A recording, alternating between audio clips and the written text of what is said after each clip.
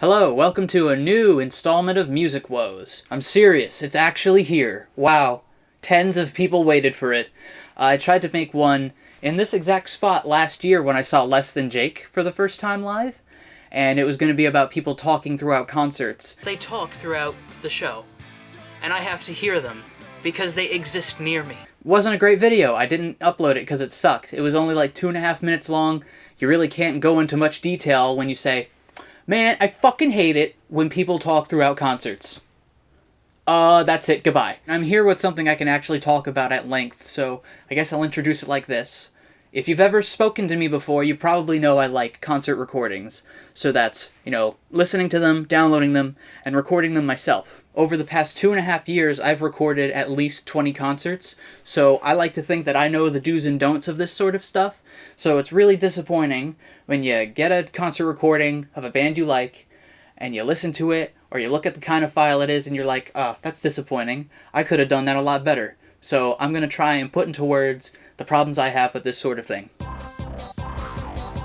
Okay, let's put this into perspective. Let's say you downloaded an album from a band you liked, and none of the files had tags or labels or anything that would tell you which track is which song.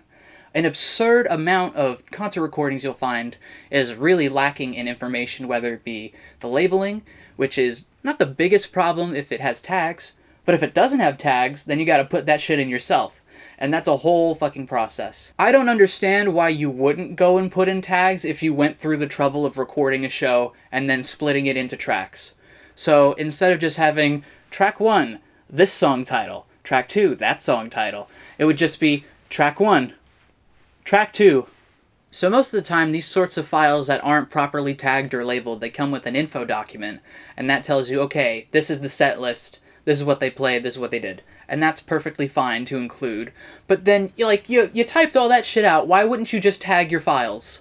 If you got DB Power Amp, it's easy. If you got MP3 tag, it's easy. If you have Audacity, it will do it for you. So it's like, what the hell are these people using, first of all? Second of all, it's like, why are you putting more work on the people that want to listen to your recordings? While we're on the topic of these info documents, most of the time they're going to be just TXT files, and those are fine. You open them in Notepad. Most of the time they'll show up properly, but sometimes they don't show up properly. If you open them in, say, Chrome or something, they'll have the correct formatting with all of the spaces and the line breaks and shit. But sometimes in Notepad, it just refuses to do that. Each bit of text will be scrambled together, and at best, it will look like this. And at worst, it will look like this. It seems like with most of these info files, they're just copying and pasting whatever info they made for whatever torrent site they put it on. It's the simplest thing to change, so I don't really understand that.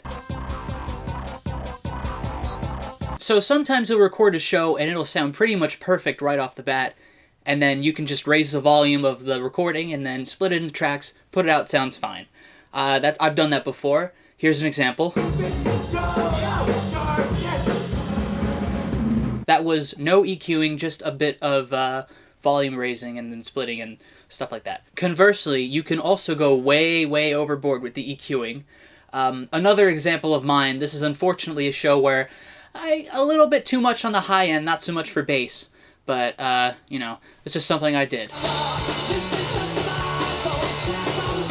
So that sounds pretty much fine. I just think it could use a little bit more bass. I feel like I filtered too much of that out. 2 music woes ago, I was talking about high-resolution audio and how it's kind of a waste of space. The same thing applies for concerts. It's good to record in 24-bit, because then you can tinker with all the audio settings and stuff, and make it sound as good as it possibly can. Then you convert that to 16-bit, then you ship it out. But it's people that put on torrent sites 24-bit files that are just, you're ripping people off. Okay, so this is a big problem with a lot of older concerts, but not incredibly old concerts. Say mid-90s to about 2005. People that would record concerts on MiniDiscs. Now, a lot of people are super duper nostalgic for MiniDiscs, and yeah, they look cool, I guess, but they're fucking shit. In terms of recordable media, MiniDisc is fucking garbage. Unless they're using the lossless edition, that's fine. You can still work with that. But with most MiniDisc recordings I have, or at least concert recordings that look lossy but say they were recorded with MiniDisc, They just, they could sound better if they used different equipment. And it's these sorts of shows where you look at the spectral analysis and it's like, is this actually like a mini disc or is it an MP3? Most of the time it's actually a mini disc. But it's hard to tell. Another thing that really bugs me about mini disc recorded shows is when people have these shows but won't release them as lossless files. So with MiniDisc, it's already lossy. You can't do anything about that. But the least you can do when you're recording the MiniDisc, record it losslessly and then put those files out. At least if you say, yeah, I recorded this on a MiniDisc, it's lossy sourced, but, I did all I could. That's one thing. But if you're releasing a fucking concert recorded off a MiniDisc in 128 kilobits a second, guess what? It already didn't sound the best it could, and now it's going to sound worse. So, I get it, it's not going to be lossless either way, but you could do so many things to make it just a little bit better, and you're not even doing that. So go fuck yourself, whoever you are. I don't even know who I'm addressing this to. This one's really simple. Basically, if you just record a concert, and you can hear the people all around you a lot louder than the actual band, don't fucking release it. Who's going to want to listen to that? No one. Okay, so this is when people rip things off a cassette, and they rip it at one sampling rate, and then they convert it down to a CD sampling rate, and they use a very low-quality resampler. Instead of sounding, normal, like, for example, this sounds pretty normal, it'll sound like this. Now, you may notice it sounds a little bit different, but because of the way it's resampled, all the frequency information is now, like, in a different spot. So say you're in the crowd and someone next to you whistles really loudly and it's high-pitched and everything. Because the frequencies are all over the place, that'll sound a whole lot worse with the audio sounding like this. Some Neutral Milk Hotel recordings I have are like this.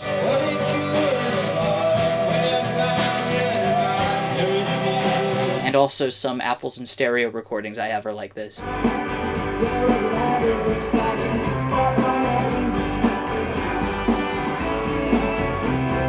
And it's just a shame, but oh well. Okay, so that's pretty much it for this installment of Music Woes. See you all in 5 years. No. If you watch this video and you actually record concerts, but then you don't feel like tinkering with the audio because either you don't know how or you don't have the time to, you should hit me up because I'll do that shit for you because it's fun. And I can make it sound a lot better than how it may currently be. That's about it. See y'all later.